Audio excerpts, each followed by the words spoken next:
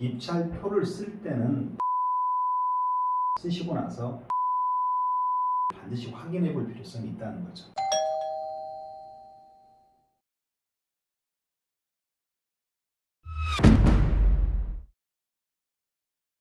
안녕하십니까.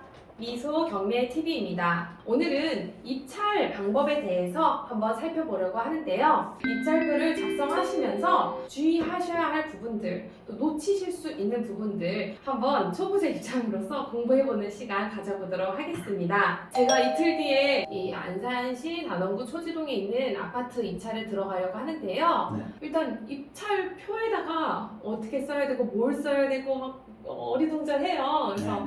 어떤 걸 먼저 또 주의 깊게 봐야 하는지 좀 설명 부탁드리도록 하겠습니다.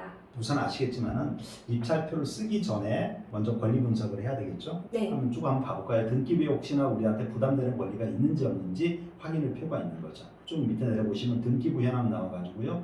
여기서 말소기준 권리가 건수당권, 네. 그 밑에 가압류, 압류, 임의경매, 압류 이 모든 권리는 다 매각으로 소멸되는 권리이기 때문에 등기부상 아무런 하자 없는 물건이죠. 네. 그럼 일단 패스. 그 다음 네. 두 번째가 뭐죠? 점유자 점유자. 점유자가 채무자, 소유자가 점유하고 있다 그러면 그것도 패스 이렇게 되는 거죠. 네. 여기 누가 점유하고 있습니까? 밑에 보니까 네. 채무자 겸 소유자. 소유자가 세대로 등기되어 있네요. 네. 그럼 결국은 내가 낙찰받는다 하더라도 어떤 새로운 권리가 발생될 수 있는 물건은 절대로 아니다. 네. 그래서 점유자에 대한 권리도 깨끗하다. 네. 그 다음 이제 가치 분석 들어가면 됩니다. 이 아파트 같은 경우는 지금 건물 전용 면적이 30평이죠. 그러니까 일반 분양배수로 따진다 그러면 결국은 한 37, 8평 뭐 이런 거 나올 것 같네요. 3억 9,100만 원이 지금 이번에 1차로 신건에 진행되는 거잖아요. 네. 근데 1차에 들어가시는 겁니까? 6차도 안 되는 물건인데 네. 왜 그러시죠? 지금 현재 시세보다 현저히 좀 낮은 금액이에요. 현 시세는 어느 정도 갑니까? 7억? 네. 7억. 그럼 무조건 1차에 들어가야죠. 그러면 결국 이제 권리 분석은 끝난 거죠. 그래서 일단 입찰표를 준비를 했는데요. 네. 입찰표만 봐도 막 손이 바들바들 떨려요. 네. 그래서 처음 경매로 접근하신 분들한테는 제가 말씀드리는 게 입찰표를 쓸 때는 법정 가서 쓸 생각하지 마시고요. 하루 전날 집에서 차분한 마음으로 쓰시고 나서 3번 정도는 보셔야 됩니다. 자기가 쓴 게 혹시나 잘못 기재된 내용이 있는지를 반드시 확인해 볼 필요성이 있다는 거죠. 혹시 오탈자 때문에 이 입찰표가 무효되는 사례도 있나요? 사례 나오죠.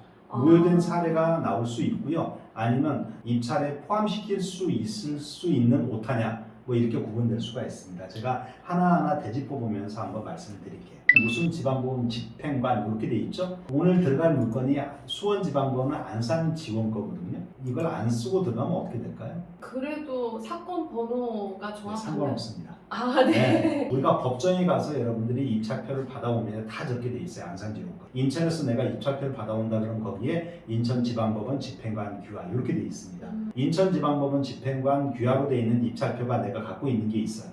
근데 네. 이번에 내가 입찰 들어갈 물건이 안산지원권입니다. 안산지원 집행관 규하라고 쓴 입찰표만 유효하고 인천지방법원 집행관 입찰표는 무효냐 이거예요. 그러지 않다는 겁니다. 네. 인천지방 집행관 규하로 된 입찰표도 안산지원 와서 사용할 수가 있다는 얘기예요. 일부러 안산 와서 그날 아침에 와서 구해갖고 쓰시지 말라는 얘기예요. 인천 거라 그래도 상관없으니까 그 전날 차분한 마음으로 해서 입찰표를 쓰시라는 얘기입니다. 네, 알겠습니다. 그러면 그 다음에 입찰 기일. 네, 근데 그 입찰 기일을 잘못 쓰면 어떻게 될까요? 입찰 기일도 봐주셔야 되지 않을까 싶은데요. 봐줍니다. 그 다음 네. 사건 번호. 2021 타경 50952. 사건 번호 중요합니다. 네네네. 만약 사건 번호를 갖다 2020으로 간혹 쓰시는 분들이 있어요. 그러면 법정에서는 무효 입찰표가 되는 거죠. 그 사건은 네. 존재하지 않기 때문에. 아무리 아무리 겉봉투에 대봉투하고 소봉투가 또 있거든요. 거기에 네. 사건번호를 정확히 기재했다 하더라도 실제 우리 법원에서는 제일 중요한 자료가 기일 입찰표입니다. 네. 반드시 사건번호 기재하고 3번 이상. 몇 번이요? 3번. 3번 이상 보시기 네. 바랍니다. 그리고 물건 번호가 여러 개 있는 경우에는 꼭 기재라고 지금 여기 안내가 이렇게 써 있는데요. 한 사건 번호에 여러 개의 물개가 존재하는 경우가 있습니다. 채권자가 상가, 토지, 아파트 3개를 한꺼번에 몰아서 경매 집어넣을 수 있습니다. 그랬을 때 우리 한 사건 번호 갖고 3개 물건을 한꺼번에 매각한다 해서 3개를 갖다가 일괄 매각 결정을 못합니다. 그래서 그럴 때는 개별 매각 따로따로 팝니다. 네. 토지는 1번, 상가는 2번, 아파트는 3번 이런 식으로 물권번호가 주어지는 경우가 발생이 된다는 얘기입니다. 이럴 때 내가 아파트에 들어가요. 그럼 몇 번 써야 된다고요? 3번. 3번. 네. 꼭 기억하시기 바랍니다. 물권번호가 있음에도 불구하고 물권물을 기재 않았다. 이거는 이제 어떻게 되어 있냐면요. 소봉투라든가 대봉투에 거기에 보면 물권번호를 똑같이 기재하는 게 있습니다. 거기에 만일 기재되어 있다고 본다 그러면은 그 물건으로 유추 적용해서 입찰표에 포함시킬 수가 있습니다. 네, 저는 지금 이제 물건번호가 없으니까 작성을 네. 안 하고 안 공략을 해도 상관이 하고 없습니다. 제 이름 신상 이렇게 네. 적고요. 대리인라는 제가 못 올 경우에 그렇죠. 대리인이 대신 입찰을 할 수가 있죠. 그 대리인은 가능한 사람이 어떤 분이? 대리인이라는 게 특별하게 업으로만 하지 않는다 그러면은 사실상 어떤 제한이 있는 건 아닙니다. 다만 무능력자인 경우에는 안 되죠. 한마디로 미성년자라든가 피성년 후견이라든가 피한정 후견인 이런 사람들은 사실상 무능력자에 해당되기 때문에 대리권이 없다고 보시면 됩니다. 그 외의 사람들은 일반적으로 다 대리인 자격이 있습니다. 그다음 제일 중요한 가격. 입찰가요? 이 왼쪽이 제가 입찰하는 금액이고 네, 맞습니다. 오른쪽이 보증금을 쓰는 거죠. 그렇죠. 한번 써보세요. 아까 네. 3억 9,100만 원이 네. 최저 입찰가였거든요. 네. 저는 대략적으로 네. 쓰겠습니다.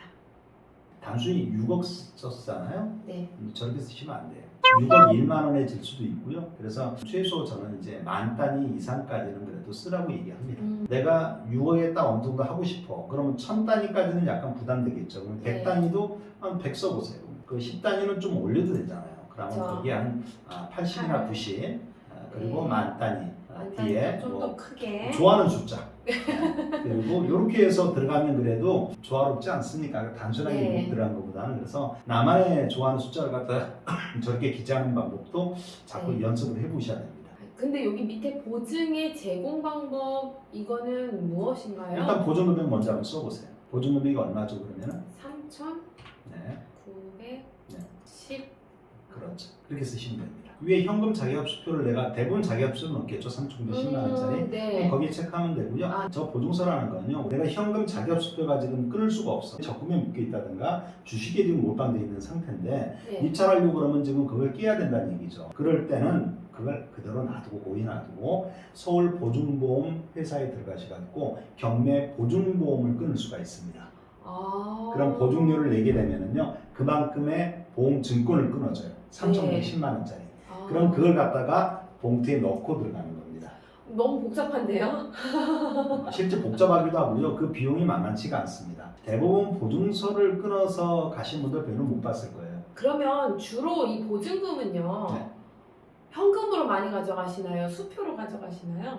수표죠. 현금으로 집어넣으실래요? 3,910만 원. 근데 요새 5만 원짜리가 많이 유통되다 보니까 뭐 집어넣을 수도 있겠죠. 근데 네. 대부분 이제 자기합수표 한 장으로 끊어오는 경우가 많습니다. 그리고 이 보증금은요, 저 기재한 3,910만 원이 중요한 게 아니에요. 저게 3,900만 원을 썼습니다. 그럼 무효일까요? 유효일까요? 기록 잘못 쓴 건 괜찮을 것 같은데요? 적게 썼는데. 아닌가요? 맞습니다.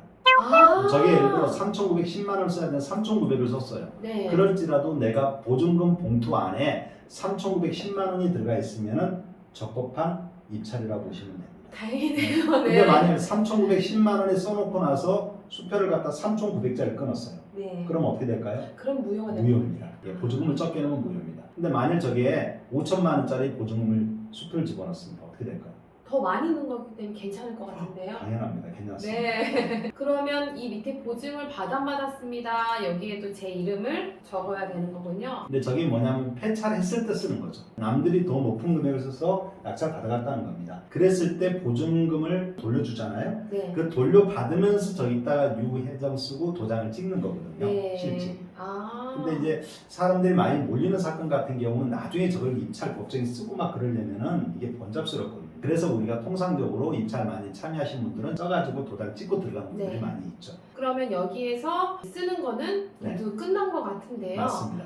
그 뒷면에 이 위임장이 있더라고요. 이 위임장 같은 경우는 아시겠지만 네. 중요하죠. 아까 대리로 누군가 들어갔을 네. 때는 내가 대리 자격이 있다는 걸 갖다가 법원한테 법정에 입증을 시켜야 되는 겁니다. 그래서 첫 번째 유임장이 반드시 있어야 되는 거고요. 위에 대리인 나오죠? 저렇게 유임장 쓰고요. 네. 그다음 밑에 사건 번호도 같이 쓰고 그리고 밑에 보시면은 본인란 저게 중요하죠. 만일 유 회장님이 이번에 시간이 없어서 못 가서 저한테 위임을 했다. 네. 그러면 제가 거기에 위에다가 대리인 자격을 제 네. 이름을 쓰면 되는 거고요. 그 밑에 본인란에 저기에 이름을 쓰시면 되는 거예요. 네. 거기에 반드시 대리인 자격 증명 서면이 들어가거든요. 네. 그게 뭐냐면은 인감 증명서를 첨부하라는 얘기예요. 그래서 아. 인감 증명서를 첨부하고 거기다가 그 인감을 날인하라는 얘기입니다. 인감이 아닌 걸 날인했다 그러면 모유 처리됩니다. 상당히 중요하죠. 그리고 인감 증명서를 반드시 첨부해야 되고요.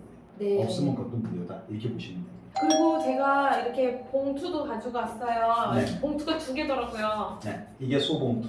네. 여기다 돈 넣는 겁니다. 여기다가 이제 아까 이렇게 입찰표하고요. 네. 요거하고 같이 해서 집어넣는 거죠. 네. 예, 밀봉하거나 그러지는 않아도 되는 거죠? 맞습니다. 왜냐하면 이걸 갖다 법원에서 이 보증금 3,910만 원이 있는지 확인 안 합니다. 최고가 매수인만 확인해요. 아. 차순위 매수인하고 그 나머지 입찰 참여한 사람들은 그대로 다 돌려준다 이렇게 보시면 됩니다. 네. 그렇기 때문에 네. 상관없습니다. 여기에 도장 찍는 곳이 되게 많아요. 인 막 봉투에도 그렇고요. 도장 찍는 곳이 찍어주세요. 많은데 네. 만약에 이 도장을 실수로 뭐 덜 찍거나 그럴 경우에는 어떻게 하나요? 안 찍어도 상관없습니다. 그리고 이 대봉투에 여기 네. 입구가 조금 특이하게 생겼는데요. 이거는 그렇죠. 여기도 여러 가지 기록하는 란이 있지 않습니까? 네. 그리고 중요한 건 여기 사건물을 여기다 기록하게끔 돼 있어요. 사건물을 안쪽에 집어넣는 거죠. 이렇게 해놓고 나서 스탬플로 이렇게 딱 찍은 다음에 이걸 제출하게 되면요. 집행관님이 여기다가 일부인 찍어줍니다. 그래서 요것만 뜯어주죠. 이렇게 딱 뜯습니다. 그래서 요걸 주고 요거는요 흰 플라스통에 넣고요. 그리고 네. 요거 갖고 있다가 나중에 우리 사건 번호 부르면은 요거 들고 나가는 거죠. 폐찰되면 봉투하고 요거하고 서로 맞바꾸는 네, 거예요. 이렇게 그러면 여기서 뭔가 마지막으로 팁을 한 가지 주실 게 있으시다면 팁은 첫 번째가요. 길 입자평 작성하고 몇 번 검토하라고요? 3번 이상. 3번 이상 무조건 검토하시기 바랍니다. 그거 간과하시면 안 되고요. 또 하나는 18일이 입찰이라고 그랬죠? 그럼 18일 날 정말로 이 경매 사건이 진행되는지 안 되는지 다시 한번 확인하시기 바랍니다. 왜냐하면 그거 확인 안 하고 갔는데 가니까 기일 변경됐더래요. 그럼 그날 진행 안 하는 거거든요. 기회비용이 너무 나가잖아요. 그래서 문건 접수 내역 보셔가지고 그 접수 내역에도 다른 이해관계인이나 채권자들이 별도의 뭐 연기 신청이나 변경 내용이 없다. 그러면 이제 기일대로 진행한다 이렇게 보시면 될 것 같아요. 그럼 몇 시쯤 법정에 가는 게 좋을까요? 이게 전국에 59개 법원이 다 똑같지는 않습니다. 네. 10시에 개정하는 법원이 있고요. 10시 반에 개정하는 법원이 딱 두 개로 나눠집니다. 입찰 시간은요, 한 1시간 동안을 주거든요. 10시 40분에 입찰이 시작되는 법원들은 11시 40분까지 투찰하게끔 만들어줍니다. 마감 시간 한 2, 30분 전에 도착하셔가지고요. 이 투찰하고 입찰하고 편안히 앉아서 기다리는 게 좋을 것 같습니다. 입찰 보증금은 그 법정에 가면 다 은행이 있잖아요. 네. 그래서 거기에서 그러면은 그날 가서 입찰 보증금 안 됩니다. 왜요? 물론 그럴 수는 있죠. 근데 그러다 보면 그 은행이 너무 혼잡해서 찾는데 시간이 너무 소요됐다 그러면 나중에 이거 허둥지둥 하다 보면 실수가 나올 수도 있거든요. 그래서 처음 입찰 참여하신 분들은 가급적 그 전날 은행에 가시가 환장으로 딱 끊어놓고 그런 다음에 딱 입찰 참여하시는 게 가장 낫습니다. 네. 이렇게 해서 입찰표를 쓰는 실전에 대해서 한번 살펴보았습니다. 이번 영상을 보시면서 차분차분 점검하실 수 있는 시간이 되셨길 바라겠습니다. 시청해주신 여러분 모두 감사합니다.